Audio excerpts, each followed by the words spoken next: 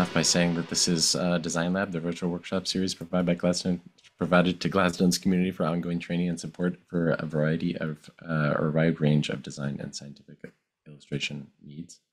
My name is Giovanni Mackey. I'm the creative director here at Gladstone's communications team. And my name is Tammy Tolpa, and I'm the science illustrator at Gladstone. Yeah. I'm super excited that we're in this new format, and I'm going to try not to be too excited because this is our relaxing session. But yeah, we're just, I think we're going to show off I'm going to show off one trick and one tool just to make some really fun, exciting, cool things in Illustrator that are just going to be inspiring and fun to do, and hopefully make you feel a little more creative and a little more confident in Illustrator.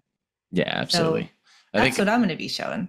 Yeah. I think today's all about exploration, having fun, feeling out some features, a little bit more aimless. And I think the stakes are low, right? We can just have fun with it and not feel like we have to be, I don't know, trying to accomplish that specific use case that we're, trying to illustrate a thing and trying to figure out how to do it. This is time you're taking for yourself to help explore, broaden your skill set, and also your mindset about what might be possible. Yeah, for sure. So what do you say? Should we get to exploring? Yeah, let's get started. All right. I hope that some folks are going to follow along because this is your chance to kind of play around with things as we're doing it. We didn't mention that, right? Grab your laptop. Yeah, for sure. Yeah, and then and we'll be futzing around or whatever. But if you want, I think that's the key thing is follow along and see if you can't make up some of your own doodles as we doodle. Yeah, and I think too, we're hoping that people will share a little bit in the Slack channel, right? Yeah, for sure. Afterwards. So if you're not already part of the Slack channel, join. Yeah, and then I'll post the stuff that I've created here in Slack. So without further ado, I am here in Adobe Illustrator. Hopefully you are too. I'm going to go maybe a little bit slower just so that just to point out, what I'm using so people can hopefully follow along. So if my Illustrator looks a little different than yours, don't worry.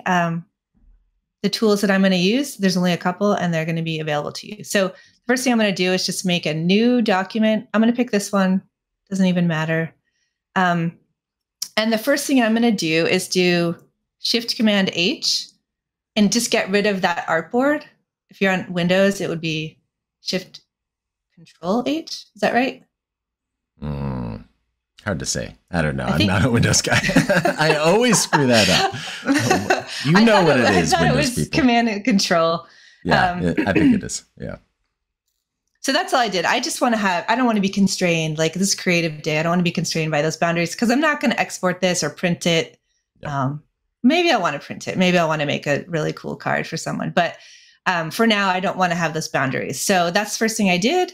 Then I'm going to go ahead and the first thing I'm going to do is called in the biz the tilde trick. And so I want to make sure everyone knows where the tilde key is on the keyboard. And on mine, it's in the upper left. It's that little squiggle kind of shape. So that's integral to this trick. And so I'm going to go over here and get the polygon tool. And if yours looks like a rectangle, don't fret. You just can click and hold. And I'm going to use this polygon tool. And if I do that, I get to draw a hexagon, right? Oh, one other thing. I want to go down here to the fill and stroke. Turn off that fill. So I just have stroke, right? Because this effect looks the coolest if you just have outlines and no fill. So I'm going to go to my polygon tool. And then instead of just drawing one like that, which I'm going to undo, if I hold down the tilde, and then I just draw that polygon tool. Whoa, it makes like 1,000,000 copies. And all of that blue that you're seeing is the bounding boxes of each shape. So if I do Command H, I can hide those and I can see what I've drawn. I still have it. I still have it selected. It's just those, each polygon has its own sort of blue bounding box. So I could go ahead and start playing around with, if I reduce the stroke weight, I make something much more delicate. One thing to know, let me do that again. I'm going to just make that polygon thing again, holding on the tilde key. One thing you'll notice is when you do this, it makes, I don't know, let's pretend that's 800 separate polygons, right? So sometimes what I'll do is after I make one, while it's still selected, I'll do Command G to group it. And then now I've got this whole thing that I can move around. So already, I don't hate that. That's looking pretty cool. Yeah, definitely. I can play around with like stroke weight. And this trick works with all of these shapes. So let me show you one other thing about the polygon tool. When I draw, if I use the up and down arrows, I can increase the sizes. I don't know if you can see that. Let me zoom in a little bit. So down arrow makes fewer sides. So I'm going to try a triangle. And then if I draw holding that tilde key, I'm going to do Command G to group, Command H to hide it. So that's what I've made with that type of polygon. So this works, with the circle. Again, just use the tilde key. You can make some really cool, like future looking things. Whoops, I forgot to group. And I like it too, because I'm playing around. I'm playing around while you're doing this too, and I like how you're not fully committed to it. You can release the tilde, and then it'll sort of reset. You don't want to, obviously, if you got something good going, but you can kind of like, if you're getting a little too wild, you can kind of release and and restart again, and play with and play with those. I was also holding down Shift, which would, those are those secondary keys that I always check out when I'm doing something. Shift, Option, Control, to see how they affect a shape as you're drawing it out, because usually it'll be a constraint. Yeah. So, I tried that, and I think that combination of Shift tilde, it activates my tablet. So I don't have that option. Yeah, it's weird. I tried that. Yeah, so it even works. So it even works with the star tool, right? That looks so cool. And then the same applies with the star tool, where if you use the up and down arrows, you can increase the number of points, in this case, not sides. And then while that's still held down, I'm going to enable that tilde key, and I'm going to make what looks like a saw blade. That's what that looks like to me. Yeah. So the tilde trick is a super fun way just to make like really cool kind of symmetrical designs. And it doesn't even have to stop here. Now, like I said, this works best with just a stroke. What would happen if you had a fill is you would just, I'm going to go over here and sort of fill with a color. You're just seeing the shape that's on top. Oops. Right? Because this is just a series of those shapes sort of all stacked and arranged. So that's why this works best. I'm just hitting undo with just a stroke, but it doesn't have to be black. So if I select this, again, Control H is hiding all of that blue. I could go over to my stroke, or I'm sorry, to my gradient. And if I just check this, it's applied that black and white gradient, but I can just drag colors from my swatches, and I can make this like really pretty looking, I don't know, deep sea creature. I don't know what that is. But you can apply gradients to just a stroke. And some people maybe know this, but some people maybe don't. And so that's a fun way to sort of add to these cool designs. And then just real quickly while we're here, I don't know how much people have kind of played with this, but we can click around here and see kind of how this changes. And it took me a while to wrap my head around this, but this first option, basically it applies, see if it'll work better on this one. It applies the gradient basically left to right across your line, right? This one applies it from the beginning point of that line to the end. And if you have a closed shape, Illustrator just kind of decides what the beginning and ending point is. And then this one applies the gradient across your stroke. And sometimes it's, depending on what you've drawn, it can be hard to really appreciate the differences, but it's always fun to play around with these, right? And see how that changes the effect you're getting. Mm-hmm. I'm sorry, I just looked over. I know, Tammy, you can't see the chat because of your I can't. ported in Yeah. through here. Yeah, there has been questions coming in though. That so if you're still looking for any of the keys or anything, let us know. The tilde key is the one that's just below the escape button. It's the second from to the top on the very left hand side of your keyboard. Is next to the number 1, and that's the magic key that we're talking about. Oh yeah. Yeah, and then why don't I switch over to that so that way you can see. And then yeah, the other polygon tool, can't click to use it. Can't find it. Yeah, I don't know. Did click and hold down, right? Click on that rectangle. Drag. It's kind of hidden under the rectangle. Yeah, exactly. Yeah, you gotta step on that button and hold it for a second, and then it should have a little flyout that comes out, and then you should be able to select it from that. And actually, there should be. I wonder if there's a hotkey for this. Yeah, I can't remember. No, there isn't. I'm just gonna keep making stuff. Yeah, keep going. I'm gonna come back to you. It works with the line segment too. If you want to play around with that. Yeah. So Patrick's asking, how do we get the color options to the right? Oh, the swatches. So basically, those are the default swatches that probably will open with sort of default settings of the Illustrator.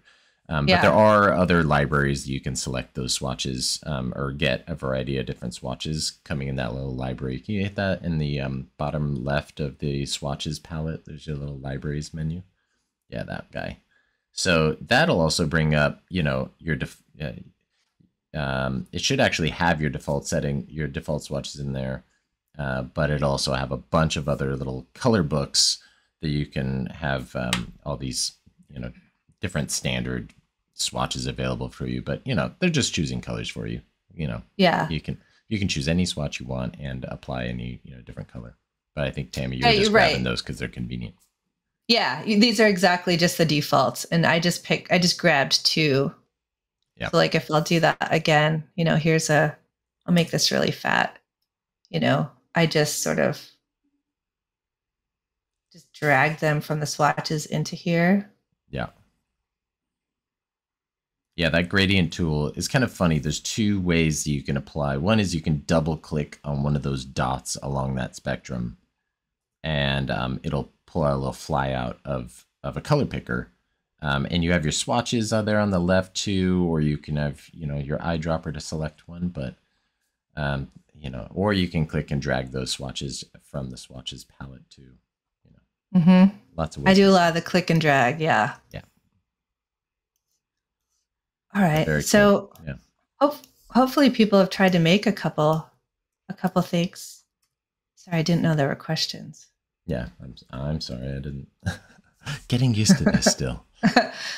One thing that I think can be fun while we're still here is when I use the line segment, I've noticed when you cross like a 90-degree point, it flips the gradient. I'm not sure why. Right. You see how that happened. But once you draw something like this, then you can go, because these are a ton of strokes, you can then go down here and you can play around with, some of the features, that you can add arrowheads or, dots or squares or whatever, if that excites you, and you can make something cool like that. What's interesting about that is actually, and this is something that might be interesting to suss out further, but when you applied that terminal end style, that arrowhead essentially, but it's a block in this case, it still recognizes that same end. So it's the outer point rather than the central node. So the gradient is flipping along the stroke, but the stroke still has the same direction, because that's a thing, right? Strokes will, you could have the strokes flipped, and therefore, like if you just grabbed them all and applied the arrowhead to the same, then they might end up on different ends of 2 different strokes. Yeah. And while we're still talking about gradients, you can always use this to reverse your gradient. And once you apply gradient to something, you can also, edit it, add more colors to it, change the position of these colors, if I can get there. And so I don't know. I love this. I think it's just really a fun way to make cool designs. So hopefully some people caught up and are hopefully able to make some fun things.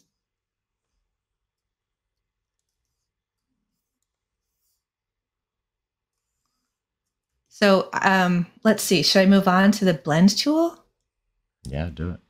If you're making some fun things like this, just keep making them. But I'm going to go ahead and show one other tool. It's called the blend tool. It's this thing over here.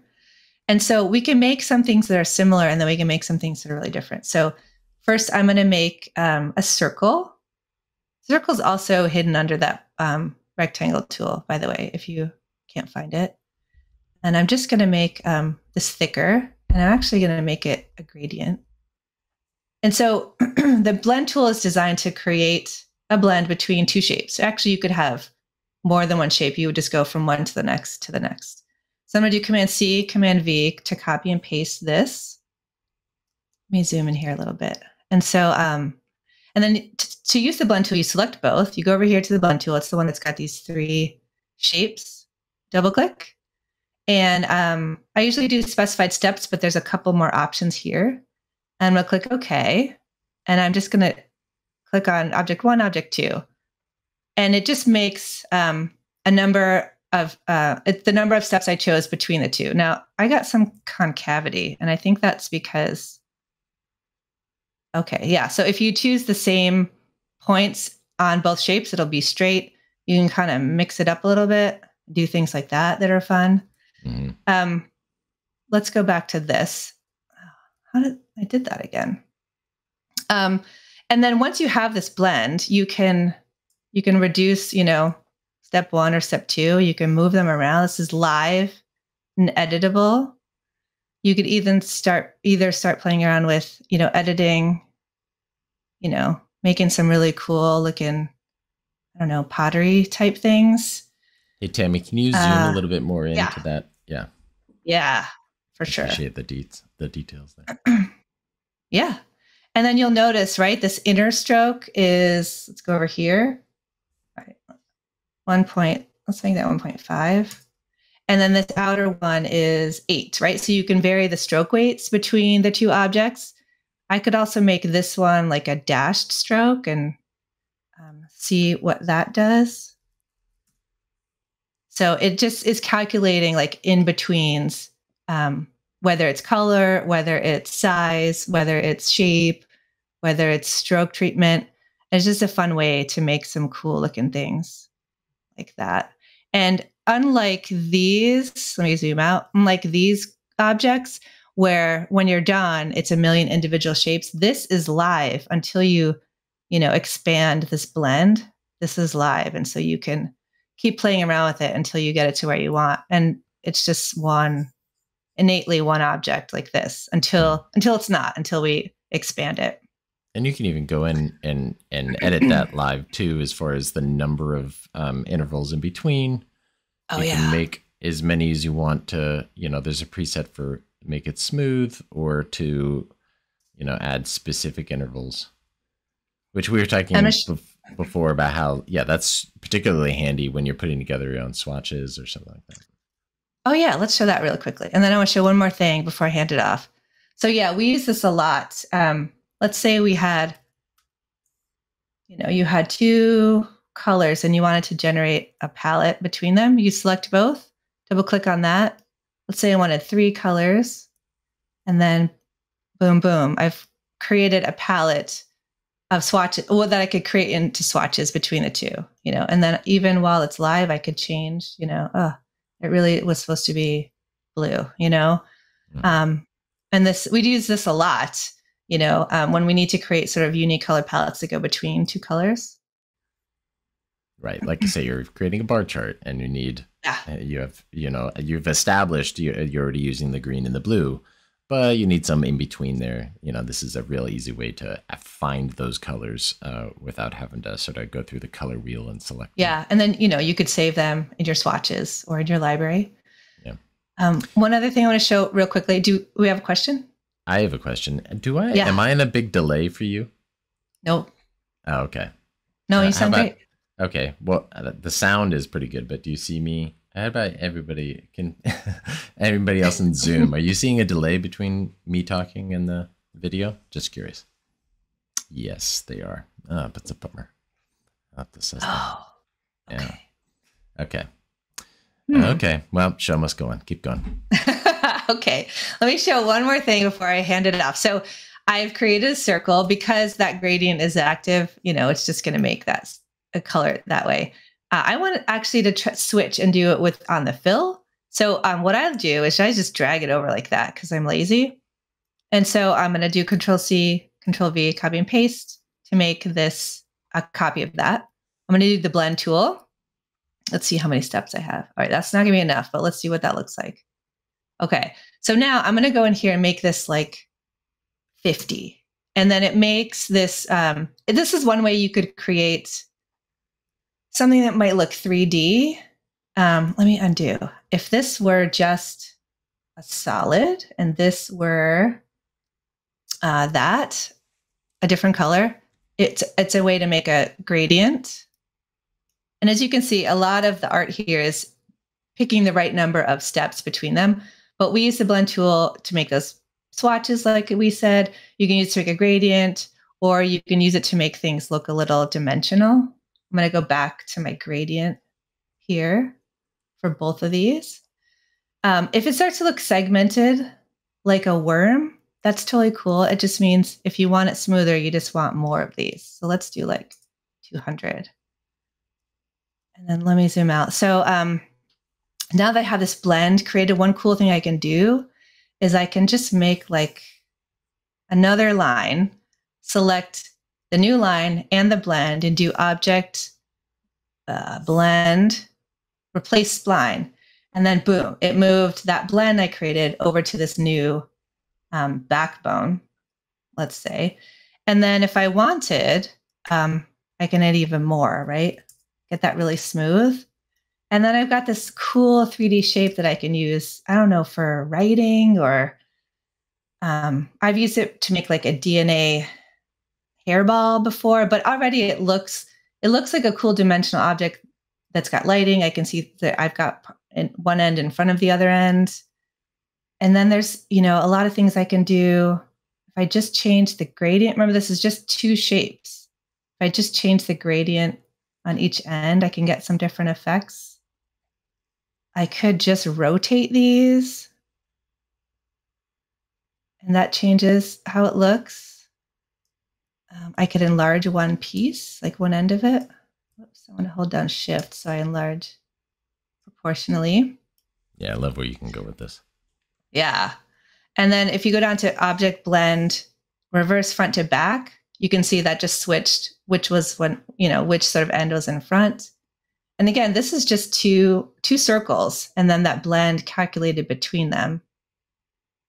And then that, that line has points. So you can even edit that line, that was used to sort of be the spline. And so there's a lot of fun things you can do here. I can still edit this gradient. I could drag another color in there if I wanted to get real, I don't know, 90s neon in that thing. I could do that. So this is a really fun way to make, super cool shapes. You could use this to make things relevant for science, or you can just use it to just make fun, soothing, interesting shapes to look at. The thing I like the most is that, that idea of drawing a new spline and then just porting it over there. Oops, wrong one. So that's one of my favorite tools to play with in Illustrator. Yeah, readapting it. Cool. Well, I was going to switch over to your tab. Yeah, I was going to switch back over to the comments, getting a little love from Yulia, saying how this can easily be adapted, which is exactly what we're Yeah. kind of thinking. You know, there's definitely, this is what this is all about, right? We're trying to like think of scenarios where you know you might not have seen opportunities before, and like sort of the capabilities in there. Yeah. Shapes remind me of data visualizations by what's this? Federico. Frangipani? Yeah. Yeah. I'm a fan. Okay. Nice. Yep. I'm unfamiliar. I should look that up. I feel like that. She's an Italian, designer. She's great. Oh, awesome. Yeah. Yep. Federico. Yeah, I misread that. Okay. Definitely gonna check that out. Cool. Um, yeah, so should let's see if I can switch over. Let's see. Okay, cool. Oh, one thing I was going to say, which I think you might show, is that blend can go between two different shapes too. Like it doesn't have to be, that same one. Yeah.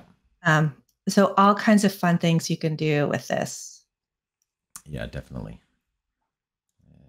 Cool. Okay, so right. I was noodling around with some of this, but I will get rid of this real quick. All right. So yeah, I think the other thing, the thing you just showed is actually, you were saying you could use it for science or science adjacent. I mean, this is definitely along the lines of stuff that we've done. You know, that in particular, that effect is exactly what Sarah Gardner here in the communications department, our graphic designer, senior graphic designer, developed for the grad student appreciation week. And these two are interlocking, but she actually created these two separately and then graphically mended the two together, I think in Photoshop afterwards. But and so that's the blend tool, right? Yeah, exactly. And this was done with like a star shape. And I think I didn't. Did I keep that up? I don't think I did. No, I didn't. But it's a very complicated piece, and it was slowing down my computer even more. And I'm already having trouble, obviously, with some lag. So anyway, a beautiful piece that kind of came out of that helped, that is obviously a communications piece, but one that relates to, this is where you can get into that editorial illustration stuff too, which we know those come up on occasion, say a journal cover, that sort of thing. And then I think there's tons of different ways that I've used, and I played a lot with like segmented lines that you played a little bit along with that with those dash strokes, and specifically I was going to show this project, which is I had wanted to create a series of patterns, and these are basically just developed from a simple stroked line. I mean, this is just one stroked line that's creating this entire pattern. Wow. And these are the things that I like making the most, that are like the most simple in construction, but create something very complicated. And you can see this single stroked line that I've cropped into, and that's why you're seeing it sort of cleanly sit within here. But essentially this is just a stroke line with a dash. And if I just kind of peel this back, you can see this dash line property is applied. And I've got these dashes set at various increments. I am sure I wasn't that specific. I wasn't keystroking in 7.4. That was all like scaled at some point. So, those in-between increments came in. But yeah, this is where you can kind of take something that seems, and then I should also mention that there's a transform applied to this. And I've used the transform effect, or I've demonstrated that several times before on this, but but essentially it's the, if you go under the effects palette or effects menu, under distort, transform, if you apply that, it's applying an effect of the transform to it, which is quite a bit different. Key difference of that, rather than just changing, I'll open this dialog, it gives you the scale, the move, the rotation. You can transform an object all using those, but the key thing with the effect is that you get multiple copies or multiple instances. So I think I coupled this with using this effect, multiple instances of it, and then also a what else did I do here? I want to say no. It has a uniform profile. Yeah. How did I get this from small to big? That's the other thing. I mean, it's just sort of like playing with it and experimenting, and you get onto something, and then you're just like, yes, this is feeling good. I like the direction of it. And I just ended up making several of these. This one, which also looks pretty wildly different, but essentially it's the exact same thing. Let's see if I can dive into that a little bit more. Oh, I know what I meant. So I created this with an opacity mask. It looks a little bit like an auditorium to me. Yeah, right? Yeah, I like big lecture hall. But these are fun. Sometimes you know, especially in science, but in anything, sometimes you just need sort of a more metaphorical kind of illustration. And that's where I think these can be useful, but also they're just beautiful to make, right? Yeah, yeah. Actually, this was born out of the need. The need we were trying to fill was trying to create some sort of data science related imagery, something that kind of evoked, you know, data visualization, but was also just sort of purely, you know, graphical and pattern like. And I think we kind of stumbled upon this, and you know, I don't think that's how we ultimately used it, but. This also came out of some other work that Sarah always seems to come up with the best off the wall kind of uses, or kind of, you know, little tricks that you're doing, applying, you know, gradient, or, you know, all these effects. And it was an approach that she had developed that we used for the 40th anniversary, actually, several years ago. So I kind of adopted this out of that. So yeah, some of these I think are good. Oh, sorry. Some of these I think are good for when you start to want to visualize like machine learning and stuff. Sometimes it's fun to do more repeaty pattern kind of things. Yeah, and it's just fun to explore the tools too, like to push them into, you know, what can you make a stroked line do, which you may do a lot right there. Yeah, exactly. Yeah, you can really kind of push this. So speaking about pushing limits of a stroked line, that's what I also wanted to play with here some more. There's some features that are relatively new, and I don't know if you've noticed this when you're using Illustrator. If you have the object select tool selected, then you get this new floating panel. And it's this little guy here, this little repeat object one that I'm going to come dive into. But first I'm going to make something that I think is worthy for repeating. And I am going to take my stroke here. I'm just going to make a vertical stroke just to keep it simple, and for me to also I'm going to zoom way in here so that way I can kind of see everything. And I'm going to make this 10 points thick. And that's not super arbitrary, but I think it's a good scale just to keep things, you know, so things don't get, you know, ultra tiny or skinny. You know, it's good. And I can also print. By the way, if I pop out here, I'm in a letter size artboard. I'm in RGB. And here's the other key thing is that my units for this, no, I don't want the character tool. I want the ruler. Command R. I'm going to summon up the ruler.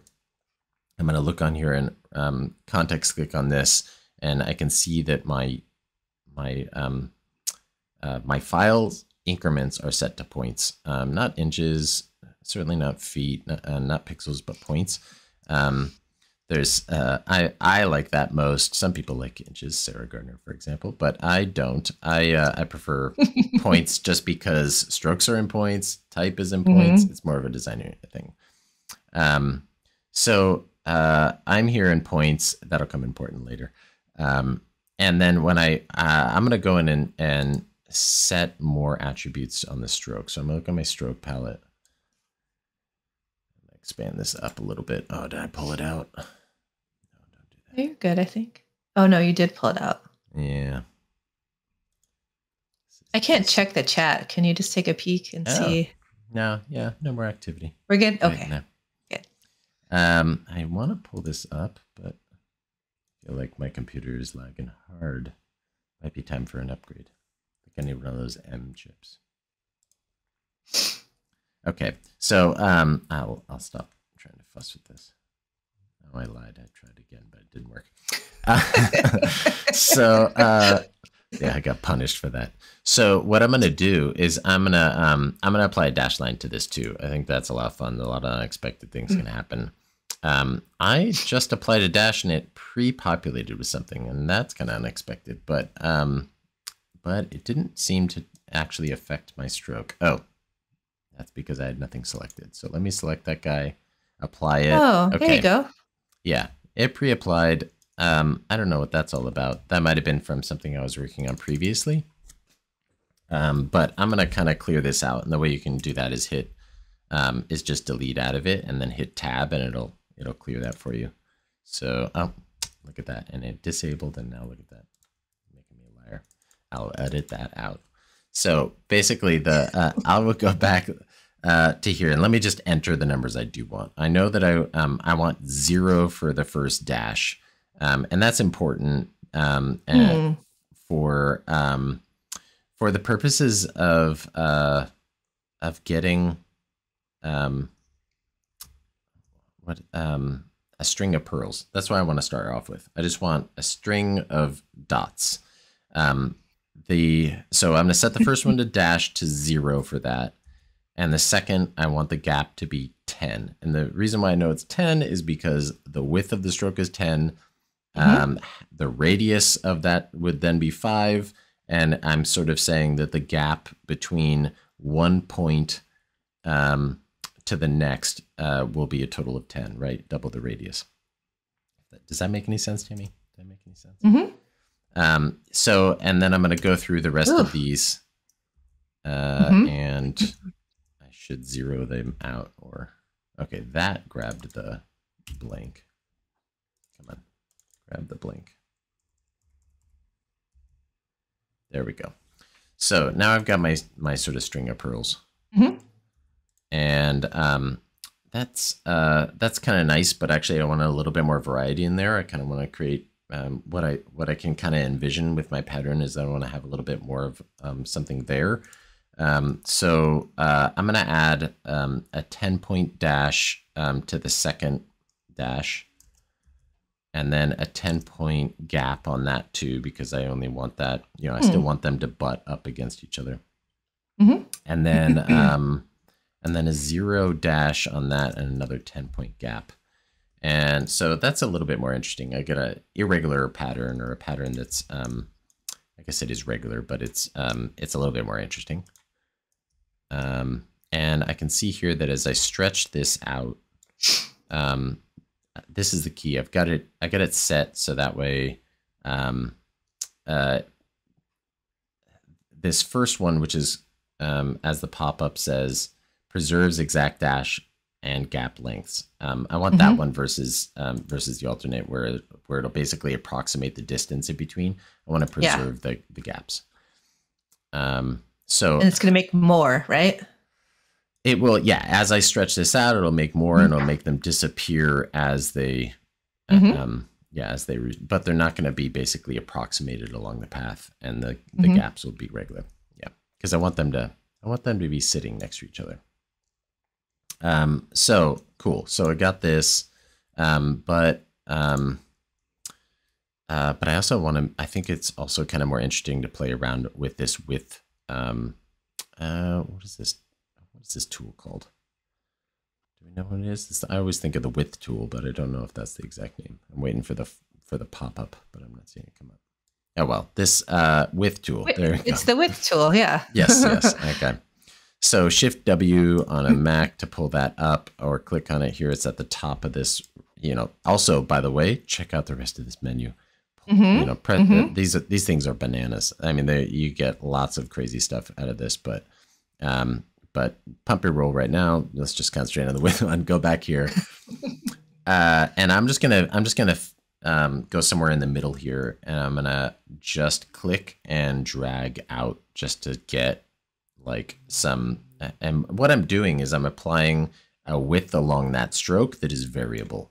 And let me show you here in the strokes palette or panel that you can see down here at the bottom is your profile. And I can see here that this has this sort of bloated profile in the center. And if I click on this, I can see a wide variety of presets to different profiles for a stroke. And definitely go through this and kind of check these out. These are all pretty interesting, and they, you know, basically you don't need the stroke to be uniform in width. You can apply all sorts of fun different widths along that stroke to and use these presets. But if you're not, if you use this width tool, you basically are creating your own custom profile that will be in here. So I use those a lot, the first two especially. Yeah, for sure. Yeah, they can kind of, sometimes if you just have a line drawing, I will just apply one of those to it just to get a weighted line. And that will oftentimes just give your more of an illustration kind of feel to it, right? It's kind of like absolutely. A brush. Yep, like a pen and ink kind of drawing. Exactly. Yeah, it's easy to go overboard, or you want to, you know, it's a little bit of a hammer, but you can finesse them too, especially with this width tool. You know, you can go back in and kind of finesse them.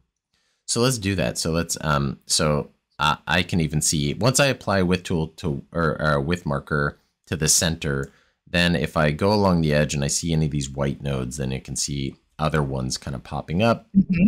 And I can grab the ends here, the little terminal end, and I can drag it out, and it'll drag out symmetrically. If I hold down Option, it'll drag out asymmetrically. So I can even bring one side down to 0. But I don't want to do that. I want to stay symmetrical for this time.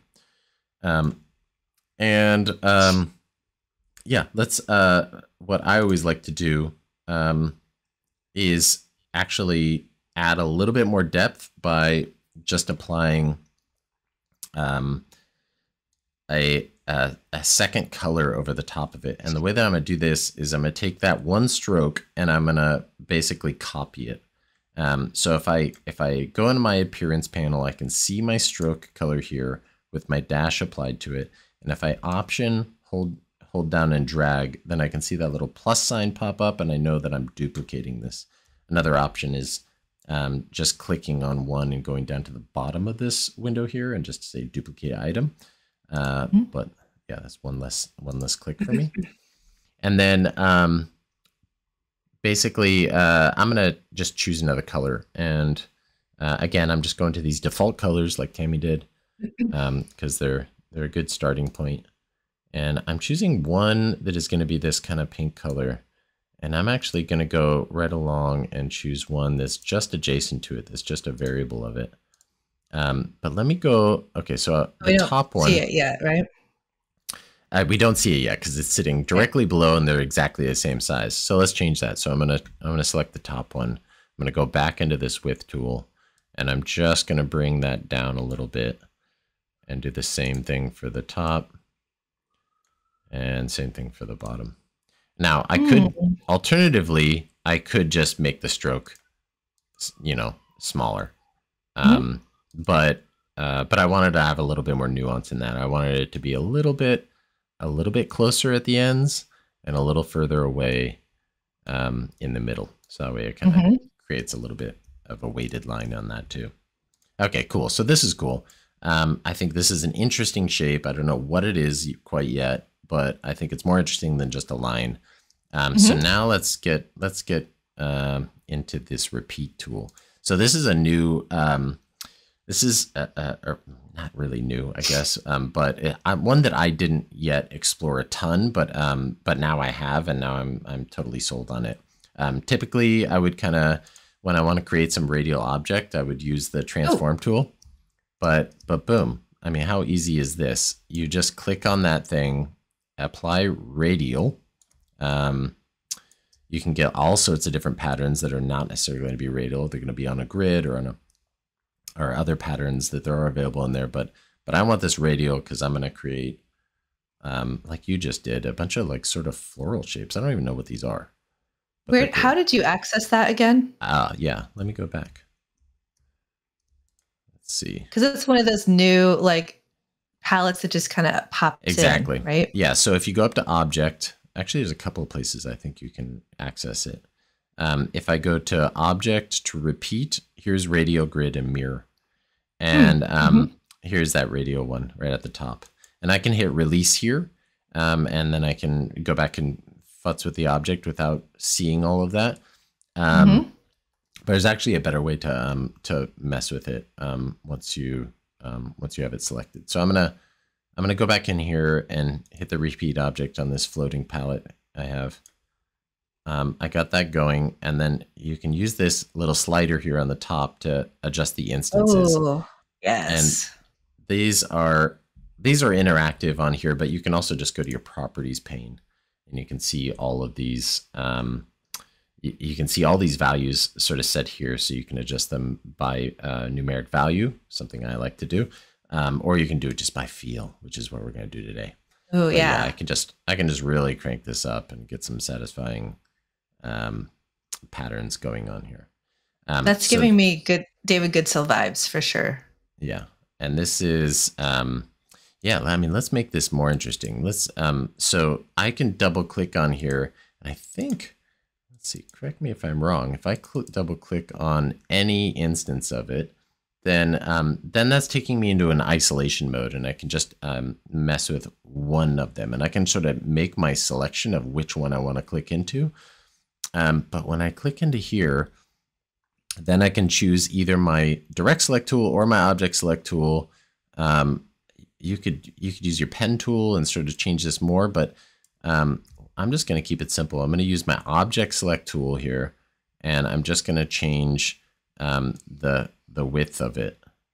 Ooh. And yeah, and I can immediately start to have a live effect tool, and I can see the rest of it is kind of ghosted in there, but I can see what's happening. That's pretty rad. So, and I can stretch this puppy out. Let me back out a little bit so I can really get crazy.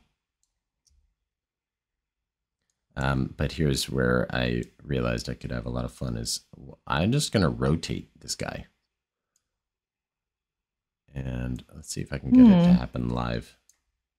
My computer's not happy with me. I can see it. Yeah, but it should be happening live. But it's not. It's not wanting to. Yeah, let's get bigger. And let's keep rotating that guy.